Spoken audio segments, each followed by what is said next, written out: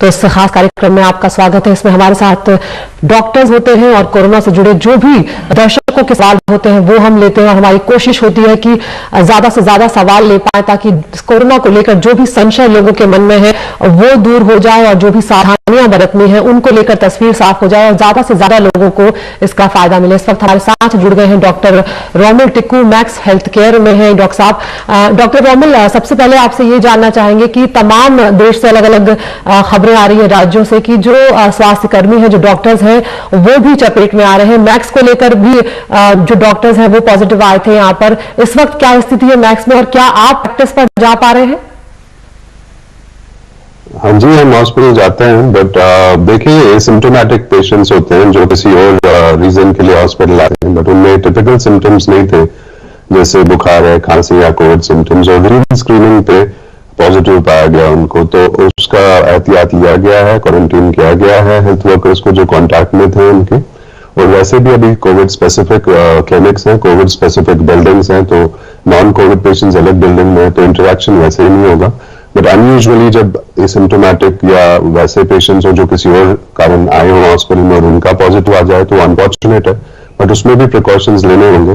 देखिए ये हर जगह, हर हॉस्पिटल में, सारी दुनिया में होगा। उसका एक ही तरीका है कि हम सारे हेल्थ वर्कर्स का टेस्ट कर लें, या जो भी हॉस्पिटल में आता है, जो भी एडमिट होता है उसका टेस्ट कर लें। उसके अलावा तो कोई तरीका नहीं है पता करने का कि एसिम्प्टोमेटिक कौन है और कोई और किसी और बीमारी के लिए उसका तो नहीं पॉजिटिव है। तो ऐसी गाइडलाइंस अभी कुछ आई नहीं है। बिल्कुल, तो यहाँ पर डॉक्टर टिक्कू हमारे साथ, अब कॉलर्स भी जुड़ गए हैं अपने सवालों के साथ। और आपको बता दें कि डॉक्टर रचना जो कि एम्स में डॉक्टर है वो भी हमारे साथ जुड़ गए। मैम, आपका भी बहुत बहुत स्वागत है हमसे जुड़ने के लिए। तो सीधा शुरुआत करते हैं कॉलर्स के सवालों के साथ। तो पहला सवाल यहाँ पर माया है, वो अपना सवाल पूछना चाहते हैं देहरादून से। पूछिए माया अपना सवाल। नमस्कार, मैं पूछना चाहती हूँ, मेरे यहाँ एक कैट आती जाती है, रेगुलर आती है, और वो कई बार घर में रेस्ट भी करती है, पूरा दिन के लिए आती है, हमारी गोदी में भी आती है। तो जैसे कि पीछे न्यूज में आ रहा था कि जानवरों में भी कोरोना संक्रमण हो सकता है या पाया गया है, तो क्या ये पॉसिबल है कि मतलब मेरी कैट में भी हो जाए कोरोना या उससे मुझे हो जाए? डॉक्टर रचना। हाँ जी, मेरे ख्याल में कुछ वीडियो में गड़बड़ है तो देख रही हूँ मैं। ऐसा अभी कोई प्रूवन डेटा नहीं है कि ये कैट या डॉग से ट्रांसमिट होगा। आपको मैं सिर्फ यही सलाह देना चाहूंगी कि जैसे नॉन पालतू जानवरों से सावधानी वैसे भी बरती जाती है, आप वैसे ही सावधानी इस टाइम में बरतें ताकि कोई और नई चीज, कोई इंफेक्शन, कोई ना चाहने वाली कैट बाइट या स्क्रैच वगैरह ये सब ना हो जाए, जिसकी वजह से आपको अस्पताल टीके वगैरह लगवाने जाना पड़ जाए। तो ये करते हुए, और ऑफ कोर्स कैट की तरफ सहानुभूति, अगर दूर कटोरी में आप दूध वगैरह देती हैं तो ठीक है। मेरे हिसाब से कांटेक्ट मिनिमम रखिए। कोरोना का ऐसा कोई उसमें प्रूवन ट्रांसमिशन नहीं है, बट और भी इलनेसेस हो सकती हैं, तो आप इस समय एहतियात बरतिए। जी जी, हमारे साथ अगले कॉलर लखनऊ से है एसपी सिंह। सिंह साहब अपना सवाल पूछे। डॉक्टर नमस्कार, मेरा सवाल ये है कि Indian council of medical research का जो रिपोर्ट आई थी कि बैट्स में यानी चमगादड़ों में भी कोरोना वायरस पाए गए हैं कई स्टेट्स में, उधर के अलावा पौंडीचेरी में। हम लोग लखनऊ में हैं, यहाँ पे हमारे घर के सामने ही बड़ा भारी पार्क है और बहुत से पार्क है लखनऊ में। उसमें रात में चमगादड़ बहुत तादाद में आते हैं, फिर लटके रहते हैं, खाते पीते हैं, फ्रूट्स खाते हैं, गिराते हैं। जी डॉक्टर टिक्कू। देखिए इस पे स्टडी हो रही है अभी, और ऐसा कोई डेफिनेट एविडेंस नहीं है कि बैट से ट्रांसमिट हो रहा है टू ह्यूमंस। इस पे जूनोटिक डिजीजेस जो एनिमल्स से ह्यूमंस में बीमारियां होती हैं उस पे काफी ज्यादा रिसर्च होनी चाहिए, स्पेशली इन बैट्स में, सो दैट इस वायरस को मेंटेन किया जाए इन्हीं बैट्स में, सो दैट ट्रांसमिशन न हो। अभी तक हमारे पास कोई एविडेंस नहीं है कि इन बैट से पर्टिकुलरली जिनकी स्टडी हुई से ह्यूमंस में हुआ है, बट आगे जाके स्टडी होनी चाहिए। इनमें जो वायरस पाया गया है उस पर स्टडी होनी चाहिए कि वो कैसे ट्रांसमिशन होता है, म्यूटेशन होती है, बट डायरेक्ट ट्रांसमिशन अभी तक हुआ नहीं है। बट रहा सवाल फ्रूट्स वगैरह का, तो आपको वैसे ही जो साफ कर लेना चाहिए फ्रूट्स वगैरह को, जिनमें किसी ने काटा हो, खाया हुआ हो, उसको फेंक दीजिए। तो जनरल प्रिकॉशंस जो है वो लीजिए। अभी तक ऐसा बैट्स या किसी एनिमल से ह्यूमन में ट्रांसमिशन नहीं देखा गया है। As of now human to human ही है ट्रांसमिशन, ह्यूमन टू ह्यूमन ही है ट्रांसमिशन। यहाँ पर हमारे साथ दिल्ली से अब्दुल भी जुड़ गए अपने सवाल के साथ। अब्दुल अपना सवाल पूछिए। हेलो जी अब्दुल, अपना सवाल पूछिए। मैम, एक्चुअली पूछना था कि इसके सिम्टम्स क्या हैं? सिम्टम्स के लेकर बहुत कंफ्यूजन होती है। जी डॉक्टर रचना। आपका प्रश्न बिल्कुल सही है, ऑन पॉइंट है। सिम्टम्स को लेके कंफ्यूजन होती है, यही एक बहुत बड़ा कारण है इसके फैलाव का। बिकॉज इसके सिम्टम्स जो कॉमन जुकाम है, कॉफ कोल्ड जिसे कहते हैं, उससे मिलते जुलते हैं अर्ली स्टेजेस में। थोड़े मीडियम लेट स्टेजेस में फ्लू से भी मिलते जुलते हैं, जिसमें कि जुकाम और बढ़ जाता है, बुखार बदन तोड़ भी आ सकता है। और जो लेटर स्टेजेस हैं, बहुत सीवियर केसेस में, उसमें खांसी बढ़ी हुई, बुखार, छाती में दर्द होना या सांस लेने की दिक्कतें, ये सीवियर हैं। तो ये बढ़ती हुई बीमारी या निमोनिया के भी लक्षण हो सकते हैं। तो आपका कहना बिल्कुल ठीक है, बहुत सारे रेस्पिरेटरी वायरसेस और बैक्टीरिया इसी तरह के सिम्टम्स देते हैं।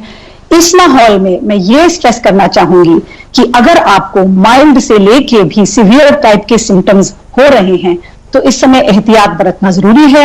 आप किसी न किसी तरह अपने हेल्थ केयर डॉक्टर को कांटेक्ट करें या नियरेस्ट हेल्थ फैसिलिटी में अगर सीवियर सिम्टम्स हैं तो जरूर जाएं, क्योंकि सिम्टम्स सिर्फ के बेसिस पे अभी कहना कि कोरोना है या नहीं है बहुत मुश्किल है। जी डॉक्टर साहब, यहाँ पर एक कंफ्यूजन इस बात को लेकर भी हो रहा है कि कुछ मामले ऐसे भी आए हैं जो एसिम्प्टोमेटिक हैं। अगर लक्षण शुरुआत में समझ में नहीं आते हैं, कई बार 5 से 7 दिन तक भी लक्षण समझ में नहीं आते, ऐसे में क्या किया जा सकता है? हाँ, तो ऐसे में आप सावधानी बरतिए। एसिम्प्टोमेटिक तो माने कोई भी सिम्टम नहीं, तो ये ही तो एक कारण है जिससे ये संक्रमण फैल रहा है। और इसीलिए ये लॉकडाउन का भी यही कारण है कि जो एसिम्प्टोमेटिक है वो बाहर जाके किसी और को फैला ना पाए। तो आप अपने 4-5 लोग जो फैमिली के हैं उनके साथ सुरक्षित रहें। आपको उनके एक्सपोजर का मालूम है, किसी और के एक्सपोजर का कोई गारंटी नहीं है। तो मैं यही कहूंगी। तो ये हो गया एसिम्प्टोमेटिक फेज। तो इसीलिए हमें लॉकडाउन में रहना है, इसीलिए हमें बाहर नहीं निकलना है, बिल्कुल इमरजेंसी होने पर मेरे ख्याल। और दूसरा रहा प्री सिम्टोमेटिक, अर्ली, बहुत अर्ली जुकाम, आंखें लाल होना, इस समय कह नहीं सकते। अगर आपको थोड़ा सा भी डाउट हो रहा है, अपने ही घर में अपने आप को आइसोलेट कर लीजिए, अलग कमरे में हो जाइए, हाथ धोने की जो प्रक्रिया है उसको बढ़ा लीजिए, और दूसरों से और स्पेशली ओल्डर लोगों से आप 2 मीटर की दूरी रखेंगे। जी हमारे साथ 2 और कॉलर्स भी जुड़ गए हैं। यहाँ पर नरेंद्र कुमार जो कि दिल्ली से है, वो भी अपने सवालों के साथ है। नरेंद्र, अपना सवाल पूछिए। हाँ, नमस्कार डॉक्टर साहब। डॉक्टर साहब, ये जो कोरोना का निमोनिया हो रहा है, इसमें खांसने से क्या चेस्ट में दर्द हो रहा है? देखिए, कोई भी चेस्ट इन्फेक्शन हो, निमोनिया हो, फीवर हो, चेस्ट पेन हो सकता है। ये एक कॉमन सिम्टम होता है निमोनिया का, फीवर, खांसी होना, चेस्ट पेन होना, वो तो कॉमन है फॉर ऑल निमोनियाज। ऐसा कोविड स्पेसिफिक कोई सिम्टम ऐसा नहीं है। बट हाँ, किसी भी कोविड हो या नॉन कोविड निमोनिया हो, चेस्ट पेन तो कॉमन सिम्टम है। बट उसका तो टेस्ट करना पड़ेगा, तभी पता चलेगा वो कोविड है कि कोई और वायरल निमोनिया या बैक्टीरियल निमोनिया। चेस्ट पेन तो निमोनिया का सिम्टम होता है। जी, तो यहाँ पर सावधानी बरतने लगातार कहा जा रहा है। इस वक्त हमारे साथ एक और कॉलर जुड़ गए हैं दिल्ली से, राहुल जी। राहुल ठाकुर, अपना सवाल पूछे। Good morning doctors. डॉक्टर, आप एक्सपर्ट्स हैं, आपसे एक क्वेश्चन पूछना था।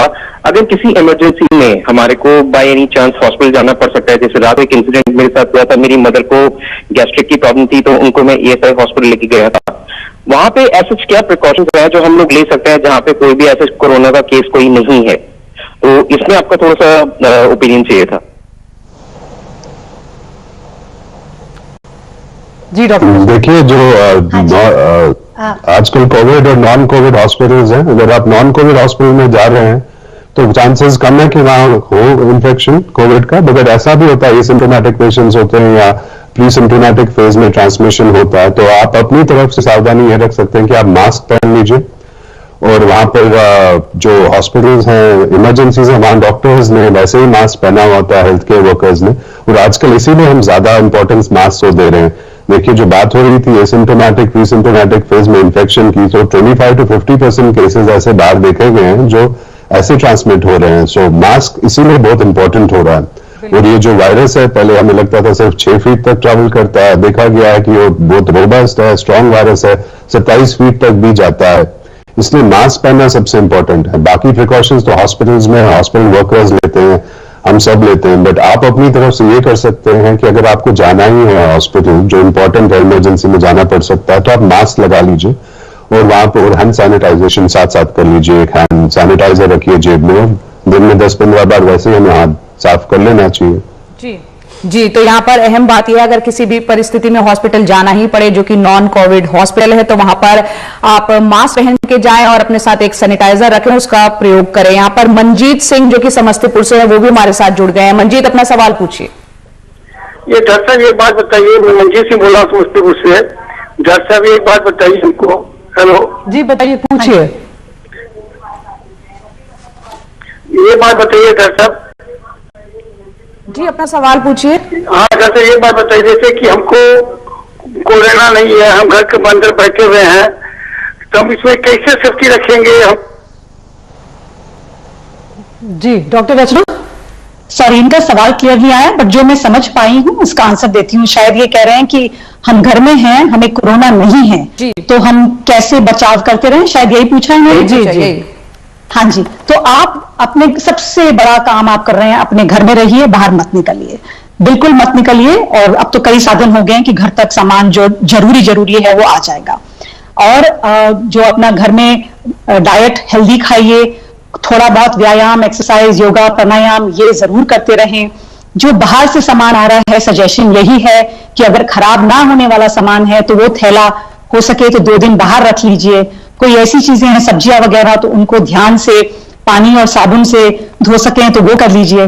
कोई और पैकेट वगैरह बाहर से आ रहा है, आपने रिसीव किया, हाथ धोइए, वो पैकेट को डिस्पोज करिए, अलग थैले में बांधिए और हाथ धोइए। डॉक्टर रचना, एक सेकंड के लिए आपको रोकूंगी। आपने कहा कि सब्जियों को पानी और साबुन से धोइए, क्या हम सही समझ रहे हैं? आप यही कह रही हैं कि सब्जियां भी, उस पर भी साबुन का इस्तेमाल किया जा सकता है?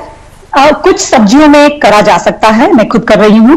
जो हार्ड कवर वाले जैसे ये शिमला मिर्ची, आम, ये सब हो गया, इनको आप कर सकते हैं और फिर बाहर सुखाने छोड़ दीजिए। और ऑब्वियसली जो पत्ते वगैरह हैं उनमें साबुन नहीं कर सकते, और जो कच्ची खाने वाली हैं उनको छिलका अगर निकाल सकते यूज कर सकते हैं, और साबुन से अच्छे से पानी से धो के और साइड में रख सकते हैं। तो हाँ, कुछ में यूज किया जा सकता है मेरे हिसाब से।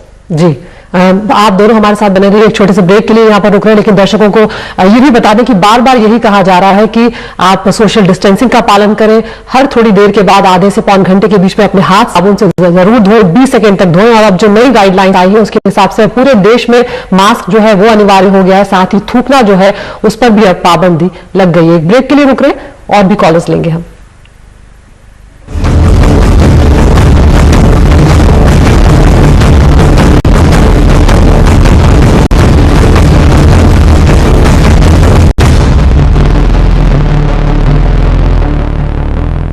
ब्रेक के बाद एक बार फिर आपका बहुत बहुत स्वागत है। यहाँ पर हमारे साथ 2 खास मेहमान, 2 डॉक्टर्स जुड़े हुए हैं। तमाम कॉलर्स उनसे सवाल पूछ रहे हैं।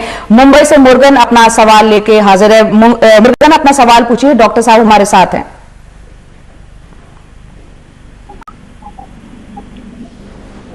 मुर्गन, आप अपना सवाल पूछिए।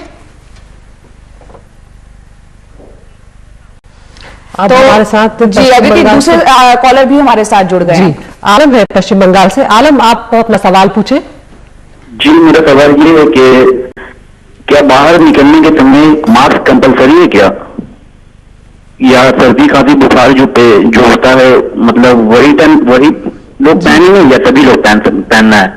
आलम, यहाँ पर आपको जानकारी दे दें कि अब जो गृह मंत्रालय की तरफ से गाइडलाइन आई है उसमें अब मास्क पूरे देश में लगाना जरूरी हो गया। और खासतौर से जब आप घरों से बाहर निकल रहे हैं, आप अपने काम पर जा रहे हैं, तो अब मास्क जो है उसे अनिवार्य कर दिया गया है। लेकिन डॉक्टर साहब, अगर आप मास्क की जो अहमियत है वो इनको बता सके। देखिए, मैंने पहले भी बताया था कि एसिम्प्टोमेटिक पेशेंट्स हैं जिन्हें कोई लक्षण नहीं है बीमारी के, वो भी साइलेंट स्प्रेडर्स होते हैं, वो फैलाते हैं बीमारी को। और अगर हम सिर्फ उनको बोले पहनने के लिए जिन्हें सिम्टम्स हैं, तो ऐसे लोग तो फैलाते रहेंगे हर जगह और हमें भी इनसे बचना होगा। इसलिए मास्क पहनना इंपॉर्टेंट है। जो CDC अमेरिका में, उन्होंने भी गाइडलाइन चेंज करी, उन्होंने भी बोला सबको घर पे बनाए हुए मास्क लगाइए। इवन हेल्थ मिनिस्ट्री ने इंडिया में भी बोला है कि आप घर पे मास्क बनाइए जो धुल भी सकते हैं, रीयूज भी हो सकते हैं। तो इसलिए इंपॉर्टेंट है कि जब भी जो कोई भी अभी बाहर निकले वो मास्क ही लगाएं, उसमें कोई दूसरा ऑप्शन नहीं है। मास्क लगाना बहुत इंपॉर्टेंट है इस बीमारी से बचने के लिए, सेफ्टी के लिए जरूरी है। और आसपास लोग भी सुरक्षित रहेंगे, आप भी सुरक्षित रहेंगे अगर मास्क लगाकर बाहर निकलेंगे। मुंबई से हमारे कॉलर जुड़ गए हैं। मुर्गन, आप अपना सवाल पूछ सकते हैं। हाँ, नमस्ते डॉक्टर साहब। हेलो, पूछिए। सवाल पूछिए। हाँ डॉक्टर साहब, मेरा सवाल है वायरस का लाइफ क्या सर, क्या लाइफ होना चाहिए, कितना टाइम तक ये चलेगा, क्या इसका हिस्ट्री कुछ है सर? कोई भी चीज के लिए वो आता है, कोई भी चीज आता है उसको टाइम नहीं होता है, ये कब तक छुआ चलते रहेगा, इसका एंड को जानना चाहता हूँ। जी डॉक्टर रचना, आप जवाब देना चाहें तो। सॉरी, मैं वीडियो पे नहीं हूं, तो उनका प्रश्न आप रिपीट करेंगे? वायरस की लाइफ को लेकर डॉक्टर साहब भी सवाल पूछ रहे हैं कि वायरस की जो लाइफ है वो कितनी होती है।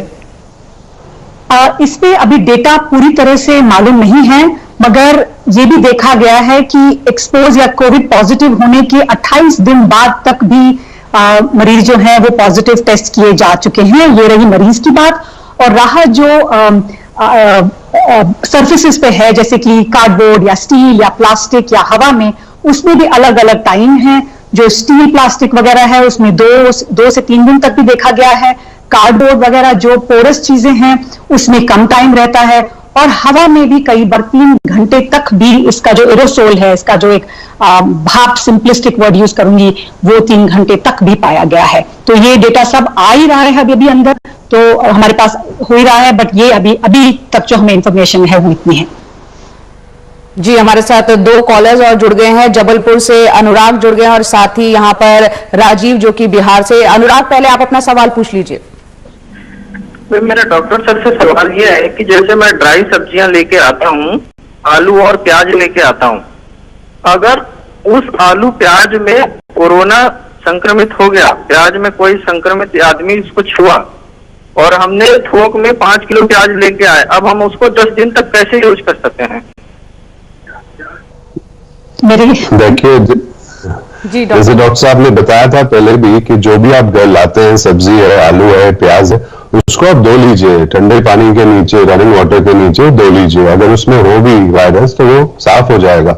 वैसे ये खाने पीने से तो होता नहीं है इन्फेक्शन, बट ये एक रिमोट पॉसिबिलिटी है कि किसी को सब्जी बेचने वाले को इन्फेक्शन हो, उसने खांसा हो और फिर वो वायरस उन सब्जियों पर हो, आप घर लाएं और आप उसको हाथ लगा के फिर अपने फेस को हाथ लगाएं। ये बहुत ही एक अनयूजुअल सी चीज है, ऐसा देखा नहीं गया कि इन चीजों से ज्यादा चीज नहीं है, क्योंकि आप जब बता रहे एसिम्प्टोमेटिक पेशेंट है जिनके सिम्टम्स भी नहीं आते, ऐसे में एहतियात को लेकर और लोगों में काफी डर भी है, इसलिए सवाल भी काफी वाजिब हो जाता है। हाँ, साफ तो करना ही है, बट ऐसा नहीं है कि इससे बहुत कॉमन इन्फेक्शन होता है। देखिए 80% ऑफ जो इन्फेक्शन है वो ड्रॉपलेट्स हैं, खांसने छींकने से ही होते हैं। बाकी जो फोमेंट से, सरफेसेस को हाथ लगाने से होता है। बट खाने पीने की चीजों को हाथ लगाने के बाद उन पे कितनी देर सस्टेन करता है वायरस, इसका किसी को कुछ पता नहीं है। सस्टेन करता भी है तो वायबिलिटी कितनी है, कितना वो इन्फेक्टिव रहता है, इसका कुछ पता नहीं है। तो इसीलिए हम बोल रहे हैं कि आप धो लीजिए, शक है तो फिर भी हम धो ही ले। उससे ज्यादा थोड़ी सी कमी है, आपको मैं रोकना चाहूंगी, लेकिन बहुत शुक्रिया डॉक्टर रचना आपका, डॉक्टर टिक्कू आपका, आप दोनों हमसे जुड़े और तमाम दर्शकों के हमें सवाल बताया। उम्मीद करते हैं कि दर्शकों को भी इससे फायदा मिला होगा। एक छोटे से ब्रेक के लिए रुक रहे हैं।